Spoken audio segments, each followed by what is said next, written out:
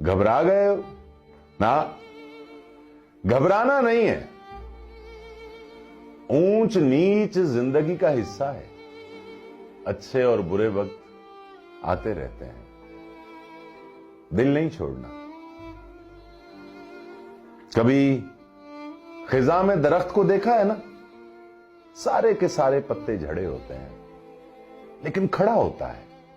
यकीन का दामन नहीं छोड़ता है, उसकी रस्सी को मजबूती से थाम के रखता है एक आस पे।